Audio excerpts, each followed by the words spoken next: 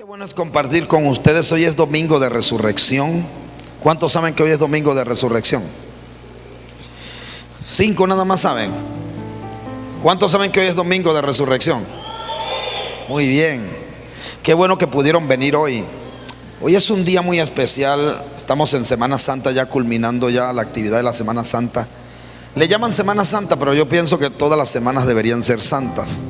Las 52 semanas del año deberían ser siempre santas. Pero está bien que la gente, que el mismo mundo tome tiempo para poder detenerse un momento y reflexionar sobre la obra tan grande que Dios hizo a través de Jesús en la cruz del Calvario.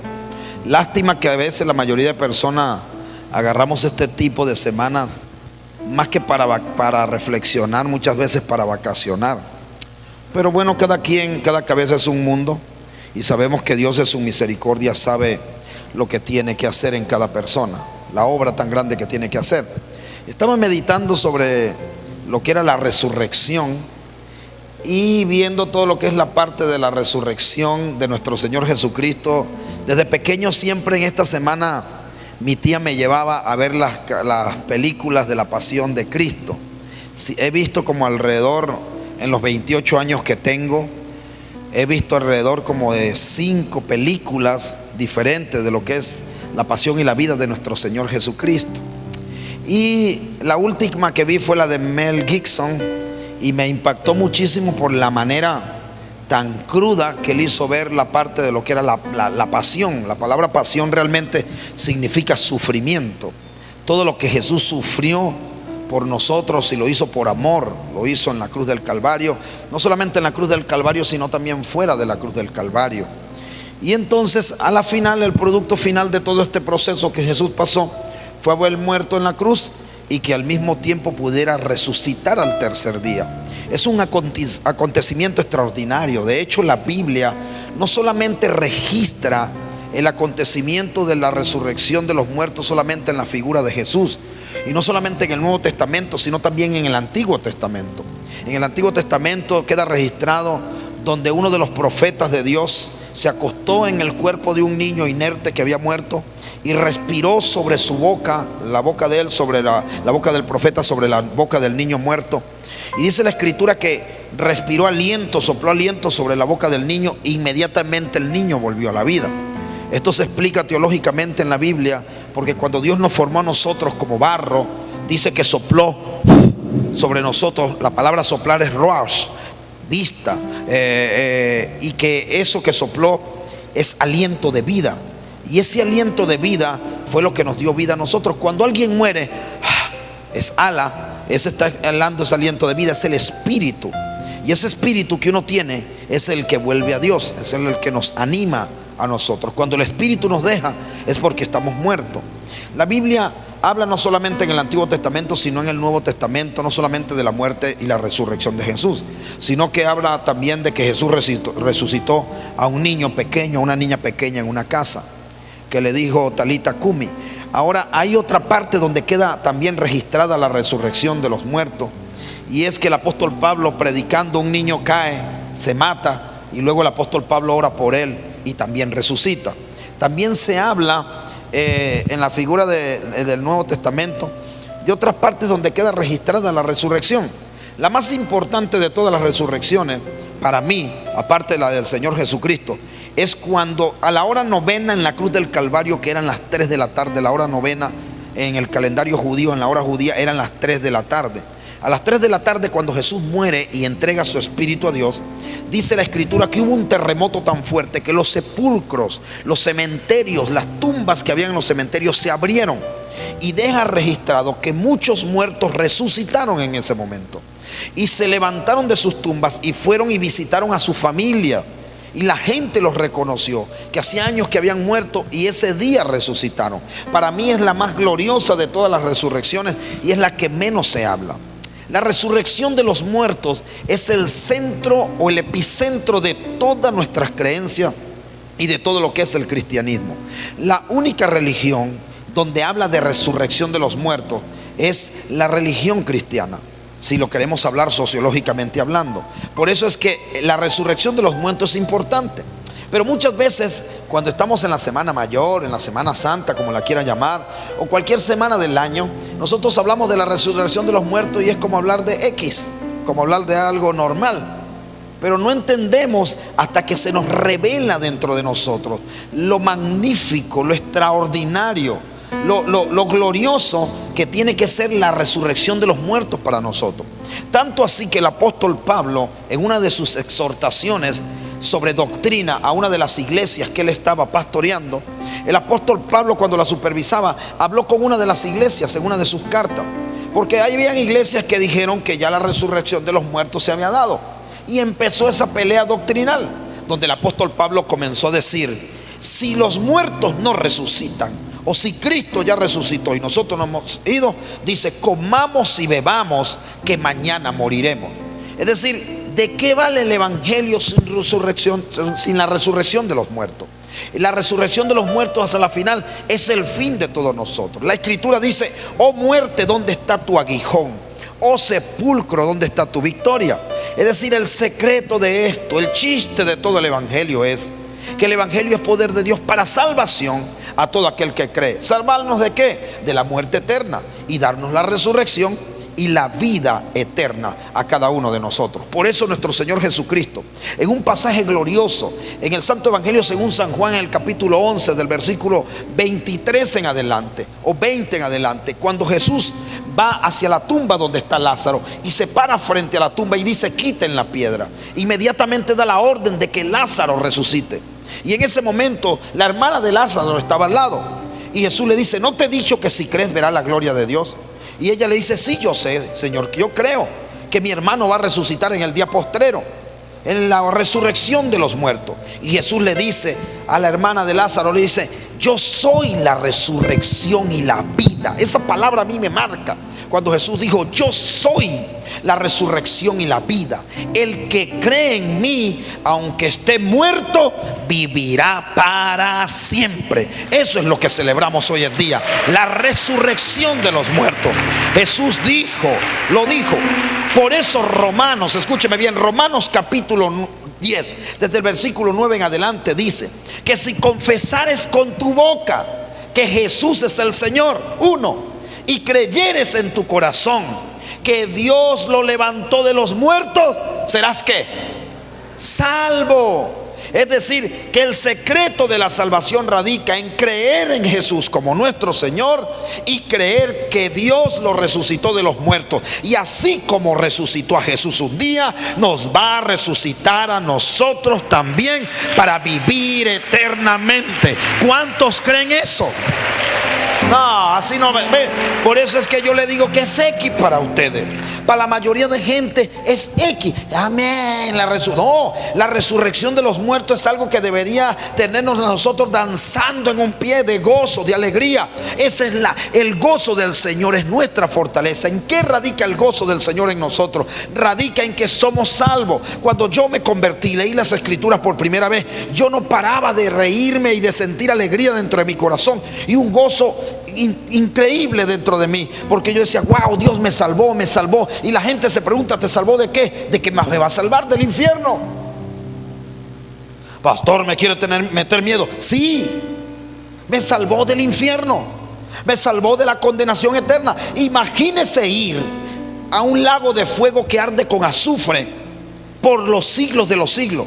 Agarre un fósforo, enciéndalo y quémese el dedo para que vea el grito que va a pegar de dolor. Imagínese ese dolor en todo su cuerpo eternamente por los siglos de los siglos. Y lo peor es que no se va a consumir, sino que su cuerpo va a estar intacto, quemándose en el infierno por los siglos de los siglos. Y dice Apocalipsis que es donde los dientes rechinan. El dolor va a ser tan fuerte que los dientes van a rechinar y el gusano lo atormenta en el cuerpo a uno. Imagínese el gusano atormentado. Yo digo, cuando yo leí eso, yo dije: wow, Señor, Dios mío, de verdad que vale la pena. Y el apóstol Pablo más adelante lo revela y dice: ¿cómo podemos descuidar una salvación tan grande?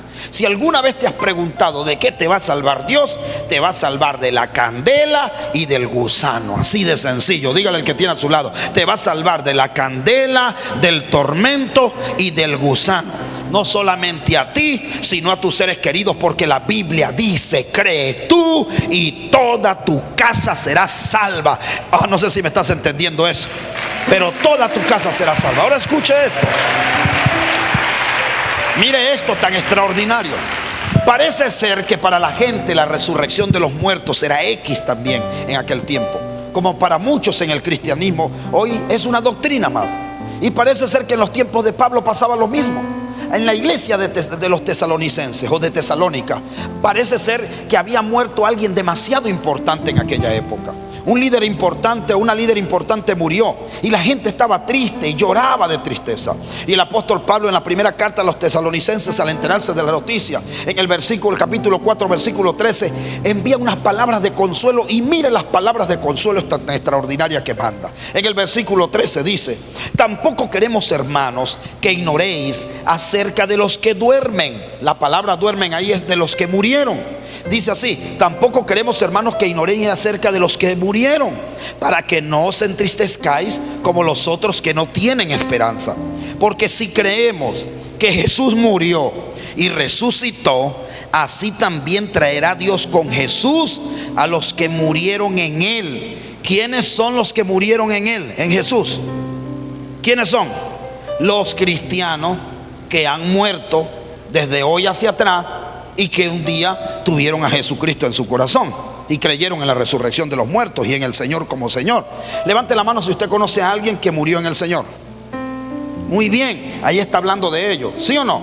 Mire lo que dice: porque si creemos que Jesús murió y resucitó, así también traerá Dios con Jesús a los que durmieron en Él. Por lo cual os decimos esto en palabra del Señor, que nosotros que vivimos. ¿Dónde están los que vivimos? Levante la mano los que están vivos. Muy bien, bajen. Los que murieron. En el servicio pasado habían 4 muertos. Entonces mire lo que dice: por lo cual decimos esto, palabra del Señor, que nosotros que vivimos. ¿Quiénes vivimos? Que habremos quedado hasta la venida del Señor, no nos adelantaremos a los que ya murieron. Se lo estoy parafraseando. Ahí dice: no nos precederemos a los que durmieron. Dice: no nos adelantaremos a los que se murieron, porque el Señor mismo, con voz de mando, con voz de arcángel, con trompeta de Dios, descenderá del cielo, y los muertos en Cristo. Ya va, pero eso no es usted. Eso no es usted. Son los que ya se murieron. ¿Sí o no? Los muertos en Cristo, ¿qué va a pasar? ¿Resucitarán qué? Primero. Y mire lo que dice, ahí sí nos toca a nosotros. Luego nosotros, los que vivimos, levante la mano los que vivimos, los que hayamos quedado, seremos arrebatados. Haga así conmigo: arrebatados. Haga así. Vamos, haga con la mano así fuerte: arrebatado. No importa que le pegue al de al lado, dile arrebatado, dígalo. Entonces, los muertos en Cristo resucitarán ¿qué? Primero. Y nosotros los que vivimos, los que hayamos quedado, seremos ¿qué? Arrebatados juntamente con ellos en las nubes para recibir al Señor en el aire, y así estaremos siempre con el Señor. ¿Alguien me está entendiendo hoy? Sacuda al que tiene a su lado y dígale: es la resurrección de los muertos. Ahora mire esto tan hermoso. Dice: por tanto, alentaos los unos a los otros con estas palabras. Para mí esto es extraordinario, pero mucha gente no logra entender la resurrección de los muertos porque simplemente ignora las escrituras. La palabra de Dios dice que el pueblo de Dios pereció por falta de conocimiento. Para que nosotros podamos entender lo que es la escatología, el futuro, de lo que Dios tiene preparado para nuestra vida, hay que tener conocimiento de las escrituras. Una de las cosas que yo tuve que me fascinó a mí de la Biblia es que tuve que leerla desde el Génesis hasta el Apocalipsis. Si tú realmente quieres tener un panorama completo de todo lo que tiene que ver con Dios y los acontecimientos del fin del mundo y todo lo que tiene que ver con lo que lo que atañe a tu vida, a tu futuro, tú tienes que entender y leer la Biblia desde el Génesis hasta el Apocalipsis. Pero a la gente no le gusta leerla. Yo, después que empecé a leer la Biblia desde el Génesis hasta Apocalipsis, yo la leía rápido porque yo dije, quiero llegar a Apocalipsis. Yo había visto películas sobre el Apocalipsis, yo había visto la película del Damián, del Anticristo, de todo. Pero cuando leí el Apocalipsis yo no entendí ni papa, porque el Apocalipsis fue un libro de revelaciones o escatológico que lo escribió el apóstol Juan, desterrado en la isla de Pasmo, alrededor de unos 60, 70 años después de Cristo, algo así. Y el apóstol, escúcheme bien, el apóstol Juan, cuando estaba ahí desterrado en esa isla, tuvo que escribir porque era prohibido predicar, y tuvo que hacerla de forma simbólica. Empezó a hablar de una mujer con los cachos, de 7 diademas, empezó a hablar de un poco de cosas raras que cuando tú leías Apocalipsis uno quedaba más loco. Y entonces la gente empezó a hablar sobre el Apocalipsis y decía que si la gran ramera era la iglesia católica, que si esto, que si lo otro. La mayoría de herejías y de falsas doctrinas y de religiones falsas salieron del Apocalipsis. Yo cuando leí estos libros, mientras más lo leía, más me enredaba. Hasta que en el seminario, para poder sacar el grado de teología, me pidieron que me tocó a mí hacer la tesis sobre escatología. Éramos 2 grupos, escatología y sobre diezmo y ofrenda. Y entonces me tocó investigar de las dos. Cuando investigué sobre escatología me costó muchísimo entender la parte del Apocalipsis, hasta que un profesor un día me dijo, ¿sabes qué, Edgar? Me dijo, para que puedas entender el Apocalipsis del Nuevo Testamento, vete al Apocalipsis del Antiguo Testamento. Y agarré la Biblia, pero es que aquí hay 66 libros y la Biblia no tiene Apocalipsis en el Antiguo Testamento, es puro en el Nuevo. Y me regresé a la semana, profesor, ¿cuál es el Apocalipsis? Usted me está diciendo algo que no es. Ay, Edgar, me dijo, el libro de Daniel, del profeta Daniel, es el Apocalipsis del Antiguo Testamento. Ah, perdón, le dije, no sabía. Y empecé a leer el libro de Daniel. Daniel es uno de los libros revelativos de la Biblia más extraordinaria, de escatología, del acontecimiento y del futuro que le espera a la raza humana. Porque el profeta Daniel se encontraba en el río Quebar, ayunando por 21 días. Esos ayunos de Daniel que a usted no les gusta, que no les gusta hacer, que ustedes odian, esos ayunos de Daniel, les voy a decir algo, Daniel lo estaba haciendo frente al río Quebar. Y en ese momento descendió un ángel, comenzó a pelear con el ángel, el príncipe de Persia, otro ángel más. Cuando el ángel de Dios derrota a ese ángel, se va hasta donde está Daniel para entregarle el mensaje, porque Daniel propuso en su corazón no comer cosas ricas, no comer cosas deliciosas. Daniel propuso en su corazón comer solamente verdura y de no ponerse ni siquiera perfume ni arreglarse, porque él quería saber el futuro que le esperaba al pueblo de Israel. Daniel decía, yo tengo que ver qué es lo que le va a pasar a mi pueblo. Y empezó a ayunar por 21 días, y en el día 21 descendió el ángel de Dios, el ángel mensajero de Dios, y le explicó al profeta Daniel lo que iba a acontecer, no solamente con el pueblo de Israel, sino con toda la humanidad entera. Se la explicó completamente. De ahí es donde salen las profecías del libro de Daniel, sobre todo la profecía de las 70 semanas del libro de Daniel. ¿Cuántos han escuchado alguna vez hablar de las 70 semanas del libro de Daniel? Levanten su mano. Como 10 nada más. Otra vez, levanten los que han escuchado hablar de las 70 semanas del libro de Daniel. Uy, ni 20. ¿Y usted no está viendo la academia o qué? ¿O no entró a esa clase? Daniel, hablan en las escrituras sobre las 70 semanas de Daniel. Pero para entender todo esto se tiene que saber a través de los tiempos y las edades. La escritura dice desde Génesis hasta Apocalipsis, el alfa y el omega. Dios dice, yo soy el alfa y el omega, y el principio y el fin. Ven acá, hijo, ven acá, Ladino, por favor. Dios dice, yo soy el alfa, omega, corre rápido. Dios dice, yo soy el alfa y el omega, el principio y el fin. Aquí está el libro de Génesis hasta el libro de Apocalipsis. Esto que usted ve aquí en medio es la cronología humana. La palabra crono en hebreo significa el tiempo de Dios.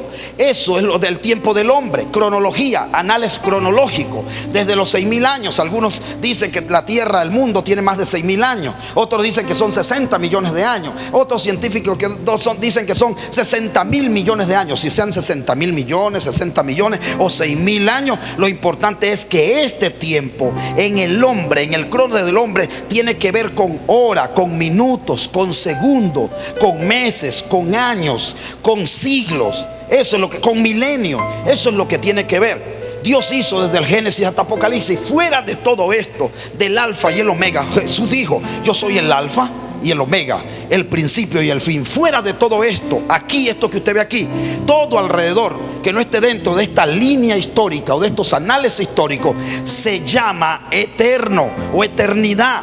Esto que ustedes ven es la eternidad. No sé si me estoy explicando. Ojalá que no logre enredarlo. La eternidad, Dios dice: yo soy el eterno. Ni siquiera Dios habita en la eternidad, porque Dios es el eterno. Por eso es que nadie pudo haber creado a Dios, porque Dios es la eternidad.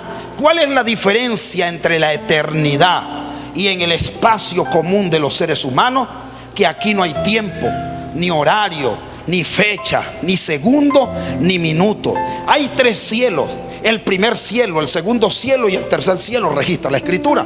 El primer cielo es el que vemos, el segundo cielo es el espacio, las estrellas, y el tercer cielo es el que no vemos, el espiritual. Ahí es donde está la eternidad, en el tercer cielo. Los científicos dicen que un día en Marte, escuche esto tan interesante, un día en Marte equivale a 7 años en la Tierra. Un día en Marte. Si yo me voy una semana para Marte, ¿duraría cuánto? 49 años. ¿Qué mujer no le gustaría irse una semana para Marte? Es decir, que si yo me voy una semana para Marte, cuando llegue, usted es tan viejito. Es decir, que mientras más te acerques a la eternidad, no mueres. Por eso, cuando Pablo habla del arrebatamiento, que nos van a llevar al cielo, al tercer cielo, en las nubes, ¿sabe lo que está pasando? Que nuestros cuerpos van a ser transformados. Vamos a rejuvenecer como el águila, dice el libro de Isaías, y nuestros cuerpos van a ser glorificados. Ya no vamos a tener ese cuerpo ni esa cara fea que tiene. Dile al que tiene a su lado: alégrate. Eso es motivo de alegría, porque nos van a dar un cuerpo nuevo, glorificado. Vamos a ser como ángeles. Cuando leí eso, yo dije: ¿esto es para qué voy a hacer dieta? No vale la pena hacer dieta. Si mi cuerpo va a ser... yo no me puedo imaginar un ángel gordo. No, eso tiene que tener cuadritos, chocolaticos. El mío yo lo estoy esperando. Entonces no me va a dar mala vida. ¿Me explico? Entonces dice que va a ser un cuerpo glorificado. Vamos a rejuvenecer. No habrá lágrimas, no habrá llanto, no habrá sufrimiento, no habrá enfermedad, no habrá dolor. No vas a poder morir jamás con el cuerpo nuevo que Dios te tiene preparado. Oh, no sé si me estás entendiendo. Es un cuerpo glorioso, glorificado, bendito. Por eso el apóstol Pablo decía: vale la pena no descuidar una salvación tan grande, una salvación tan maravillosa. Por eso en este espacio de tiempo la gente envejece. Los más robustos 70 años, dice David, aunque Moisés duró 120 años. Póngale que duremos de 70 a 100 años. Pero ese es el tiempo y el espacio. Si son 6.000 años, nadie dura tanto, porque la gente nace, crece, se desarrolla, envejece y muere por el pecado, porque eso pasó con Adán y Eva cuando pecaron. Y es por eso que en la eternidad salió del trono de Dios, del trono del hombre, salió la eternidad y empezamos a morir, y la muerte se apoderó de nosotros. Pero Dios en su misericordia, dice la escritura en Juan 3:16, que de tal manera amó Dios al mundo que entregó, corre, mijo, está ahí dormido, que entregó a su Hijo unigénito, para que todo aquel que en Él crea no se pierda, mas tenga vida eterna. No sé si me estoy explicando. Dios restauró la humanidad. Por eso es que el hombre, la historia del hombre, escúcheme bien, se divide en 2 partes. Se divide antes de Cristo y después de ¿quién? De Cristo. Son dispensaciones, periodos de tiempo, para que pueda entender lo importante que es la resurrección de los muertos y que debemos mantener esa fe.